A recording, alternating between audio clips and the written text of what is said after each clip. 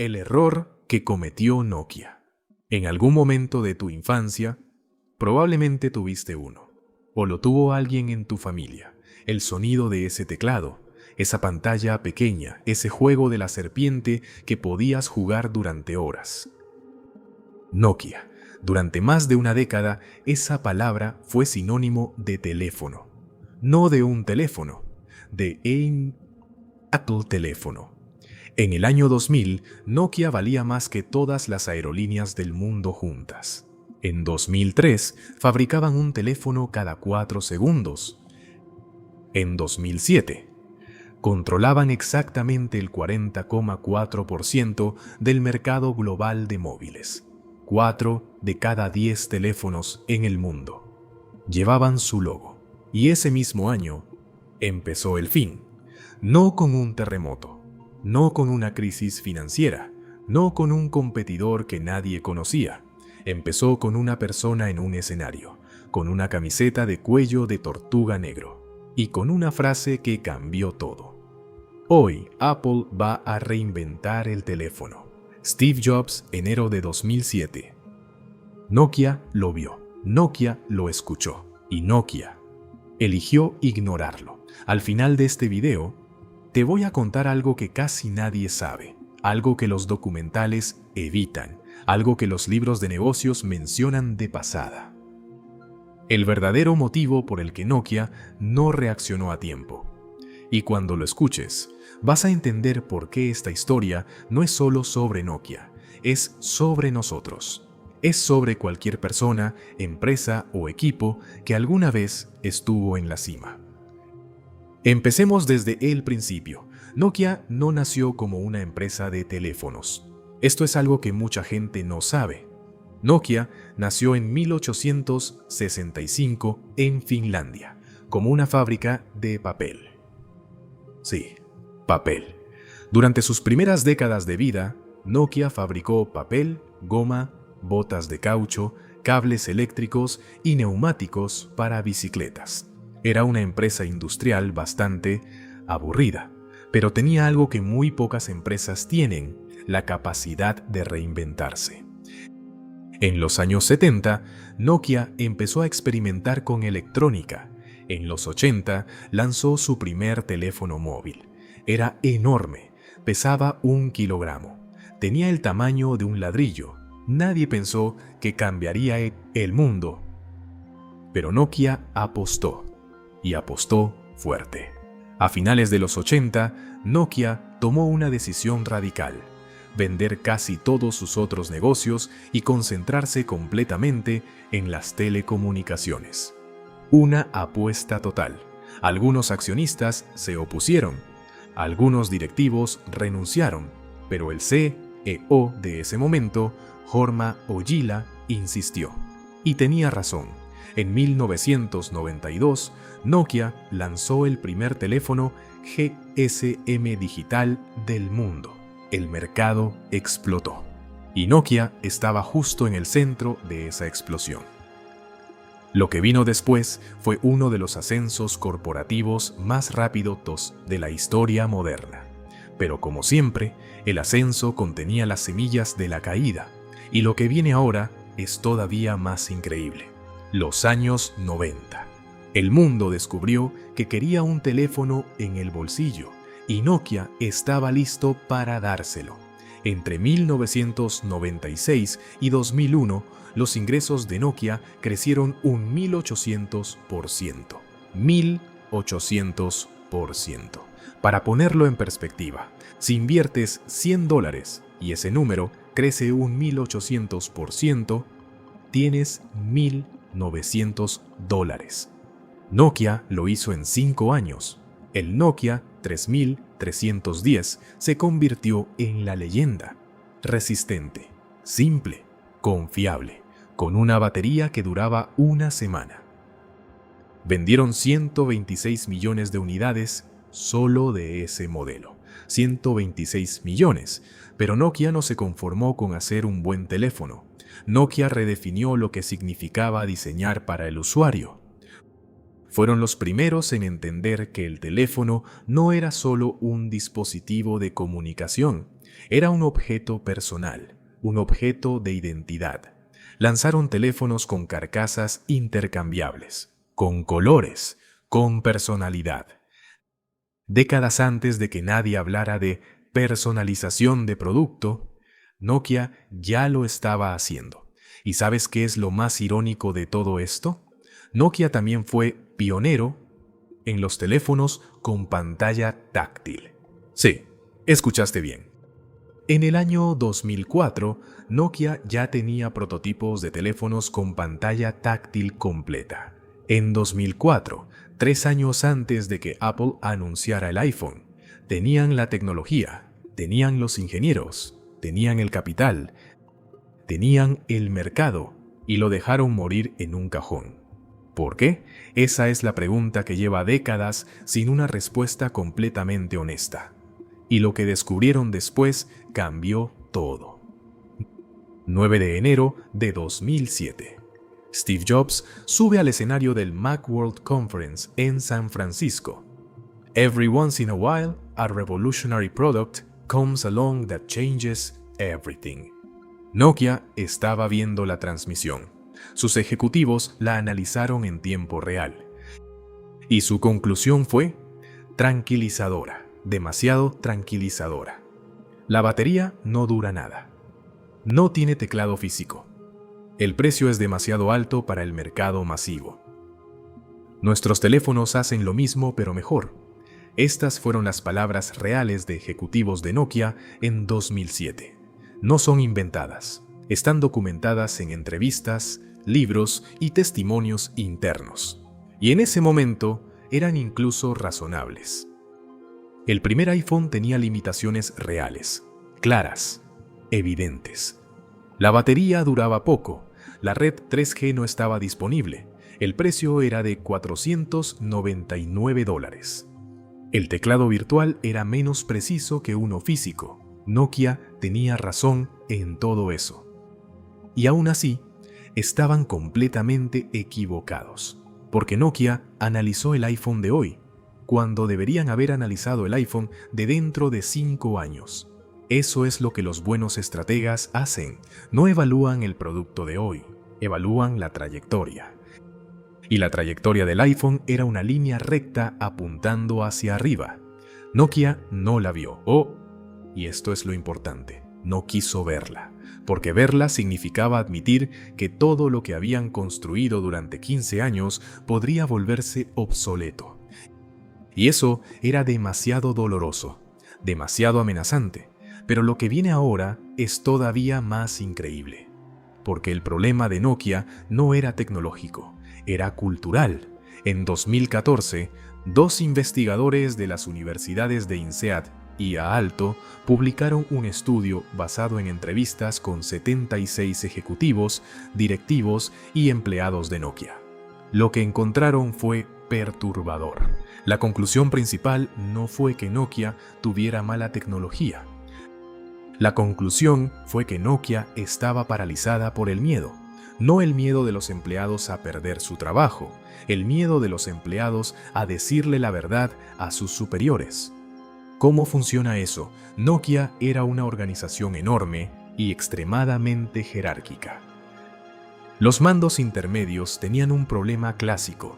Si traían malas noticias, los castigaban. Y si los castigaban, su equipo sufría. Entonces la solución natural era no traer malas noticias, decorarlas, maquillarlas, suavizarlas. Los ingenieros sabían que Android era una amenaza real. Los product managers sabían que el sistema operativo Symbian se estaba quedando obsoleto. Los analistas sabían que la cuota de mercado iba a caer, pero nadie se lo decía directamente a los CEO. Y los CEO, ellos recibían informes optimistas, recibían proyecciones positivas, recibían la versión embellecida de la realidad y tomaban decisiones basadas en esa versión embellecida. Hubo un momento específico, documentado por los investigadores, en el que un grupo de ingenieros de Nokia presentó datos que mostraban que Symbian no podía competir con iOS a largo plazo. La recomendación era clara: migrar a un nuevo sistema operativo. Inmediatamente, ¿qué pasó con ese informe? Fue enterrado. Literalmente, el directivo que lo recibió decidió que era demasiado alarmista y no lo escaló. ¿Sabes cuánto tiempo después Nokia empezó a migrar a otro sistema? 4 años. 4 años perdidos. Escríbeme en comentarios si ya sabías este detalle, porque la mayoría de los documentales no lo menciona. Pero hay algo que es incluso más oscuro, y es lo que vamos a ver ahora. Existe un concepto en psicología organizacional que se llama la trampa del éxito. Y Nokia es su ejemplo perfecto. La idea es esta: cuando una empresa tiene tanto éxito durante tanto tiempo, empieza a creer que ese éxito es permanente, que lo que los llevó ahí es lo que los va a mantener ahí. Y eso es una mentira peligrosísima. Nokia era una empresa que durante 15 años había ganado porque era la más rápida, la más innovadora, la más eficiente. Pero el éxito masivo te hace lento, te burocratizas, te vuelves cauteloso. Los procesos se multiplican, las aprobaciones tardan más. El riesgo se vuelve enemigo. Un equipo pequeño puede decidir en una tarde. Nokia necesitaba comités. Un startup puede lanzar un prototipo en semanas. Nokia tardaba años.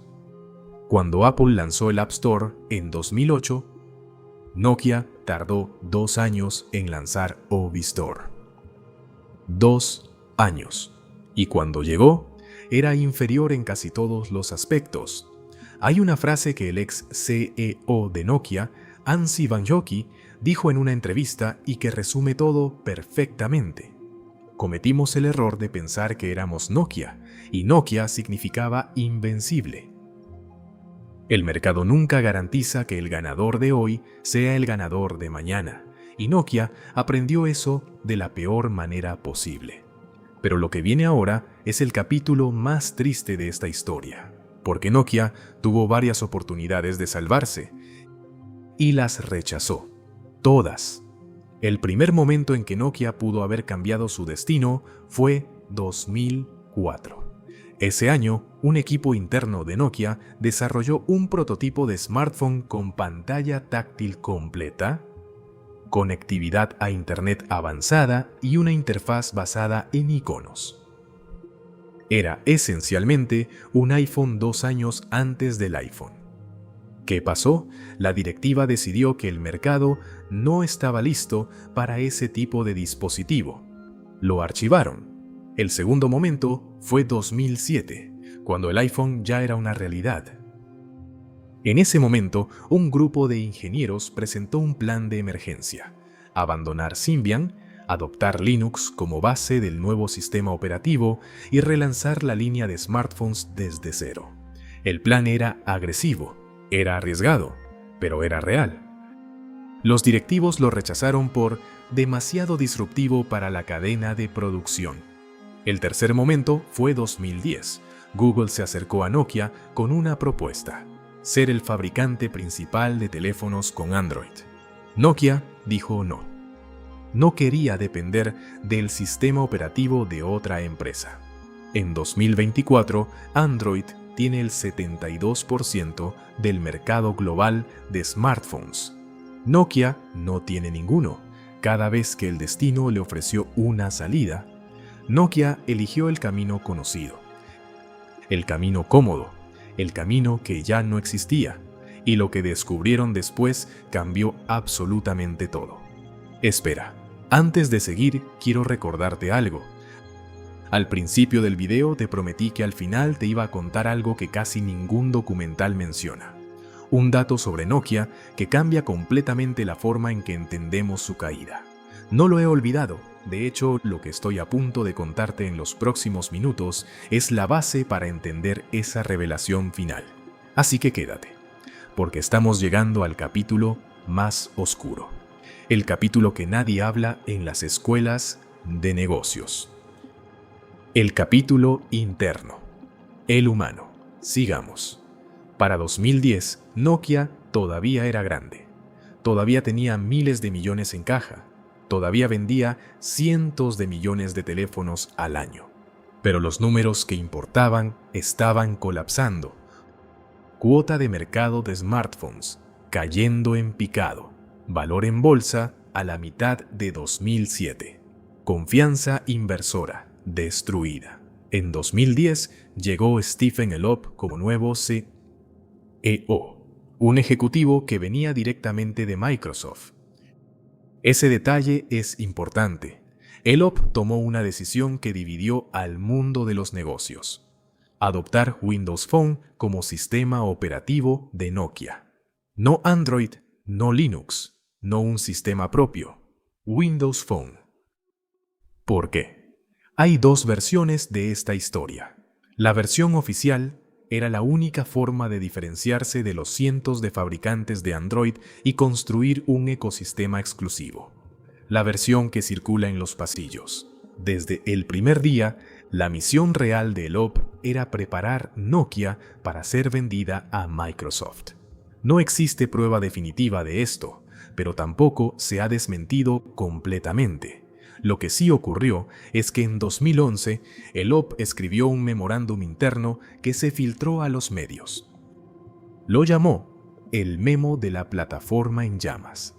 En ese memorándum, Elop comparaba a Nokia con un trabajador de una plataforma petrolífera que está en llamas.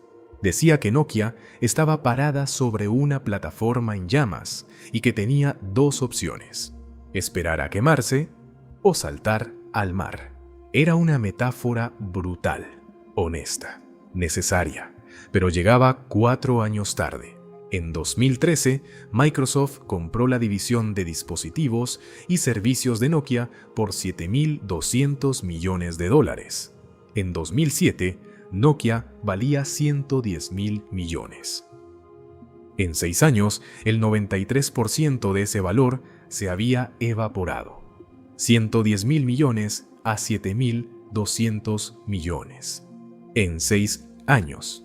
Y Microsoft tampoco sabía qué hacer con Nokia.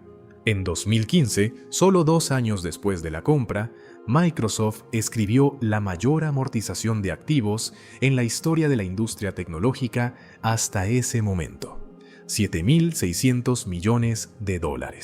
Básicamente, admitió que había pagado demasiado por algo que no tenía solución. La historia de Nokia había terminado. O eso creyeron todos, y lo que viene ahora te va a sorprender.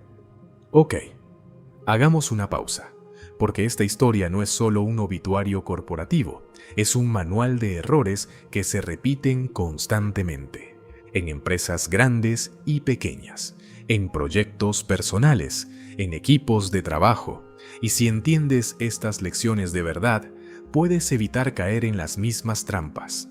La primera lección es esta: el éxito pasado es el peor predictor del éxito futuro. Nokia fue exitosa porque se adaptó, de papel a caucho, de caucho a electrónica, de electrónica a telecomunicaciones. Pero cuando llegó el momento de adaptarse una vez más, no pudo. ¿Por qué? Porque el éxito les había dado demasiado que perder. La segunda lección: la cultura organizacional mata empresas. No la tecnología. Nokia tenía tecnología. Le faltó cultura. Cultura de honestidad. Cultura de desafío a la autoridad. Cultura de tolerancia al riesgo. Una empresa donde los empleados tienen miedo de decir la verdad es una empresa que ya está muriendo, aunque todavía no lo sepa. La tercera lección: no analices el producto de hoy. Analiza la trayectoria de mañana. El error más costoso de Nokia no fue ignorar el iPhone de 2007. Fue ignorar el iPhone de 2010, 2011, 2012. Cuando evalúas a un competidor o una amenaza, la pregunta no es ¿me puede ganar hoy? La pregunta es ¿en qué dirección va? ¿A qué velocidad mejora? Y la cuarta lección es la más difícil de aceptar. A veces, la razón por la que no actuamos ante una amenaza evidente no es ignorancia, es negación deliberada. Nokia sabía, Nokia tenía los datos, tenía los análisis, tenía los ingenieros diciéndoles la verdad. Pero admitirlo significaba destruir lo que habían construido. Y eso, nadie quería hacerlo. Esta lección no es solo para empresas, es para cualquier persona que alguna vez se negó a ver algo incómodo porque la verdad era demasiado costosa. Escríbeme en comentarios. ¿Alguna vez ignoraste una señal de advertencia clara porque no querías enfrentarla? No te voy a juzgar. Todos lo hemos hecho, pero lo que viene ahora es el capítulo final. Y te prometí una revelación. Ok, llegamos al momento que prometí al principio, el dato que casi ningún documental menciona. ¿Estás listo? Aquí va. Nokia no murió. En 2016, un grupo de ex empleados de Nokia fundó HMD Global. Compraron la licencia de la marca Nokia a Microsoft y relanzaron Nokia como fabricante de smartphones con Android. Discretamente, sin fuegos artificiales, sin campañas globales masivas. Y algo inesperado ocurrió. La gente los amaba. No por innovación, no por tecnología de vanguardia. Los amaban por lo que Nokia siempre fue. Teléfonos confiables, sólidos, sin adornos innecesarios, con actualizaciones garantizadas, con precios razonables. En 2019, Nokia vendió más de 70 millones de teléfonos. No es Apple, no es Samsung, pero tampoco es una empresa muerta. Pero aquí está el dato que realmente cambia la perspectiva de toda esta historia. Y es este. En 2023, Nokia anunció un plan masivo de reestructuración. 14.000 despidos. Redefinición completa de su negocio. Pero esta vez, no en teléfonos, en infraestructura de telecomunicaciones. Nokia hoy es uno de los 3 mayores proveedores de infraestructura 5G del mundo. Sus tecnologías están en las redes de más de 100 operadores de telecomunicaciones en 130 países. Cada vez que usas el 5G de tu operador, hay una probabilidad enorme de que parte de esa red esté construida con tecnología Nokia. Ellos no perdieron el juego de los smartphones. Cambiaron de juego. Y ese es el giro que nadie cuenta. Nokia fracasó en teléfonos. Pero Nokia sobrevivió porque supo hacer lo que no supo hacer a tiempo en 2007, reinventarse, solo que esta vez lo hizo antes de que fuera demasiado tarde. Y hay algo profundamente esperanzador en eso. Así que, ¿cuál es la historia real de Nokia? ¿Es la historia de una empresa que fracasó? ¿O es la historia de una empresa que cayó, se levantó y encontró un camino diferente? Creo que las dos cosas son verdad al mismo tiempo. Nokia fracasó en teléfonos de la forma más épica posible. Tuvo la tecnología, tuvo el mercado, tuvo las oportunidades y las desperdició todas por miedo, orgullo y burocracia. Pero también es cierto que Nokia demostró que el final de un capítulo no es el final del libro. Que las empresas, como las personas, pueden caer al fondo y encontrar una razón para seguir. Solo que hay que tener el coraje de admitir que lo que funcionó antes ya no funciona. Antes de que sea demasiado tarde. La próxima vez que estés en la cima de algo, acuérdate de Nokia, no para tener miedo, para tener humildad. Porque el mundo no espera. Y la trampa del éxito no discrimina. Les puede pasar a las empresas más grandes del mundo y también nos puede pasar a nosotros. Si este video te hizo pensar, te pido una sola cosa. Compártelo con alguien que necesite escuchar esta historia, con un emprendedor, con un amigo en una empresa grande, con alguien que crea que el éxito es permanente. Y suscríbete si quieres más historias como esta. Cada semana traemos el detrás de escena de las decisiones que cambiaron el mundo de los negocios. Aquí, en este canal. Hasta la próxima.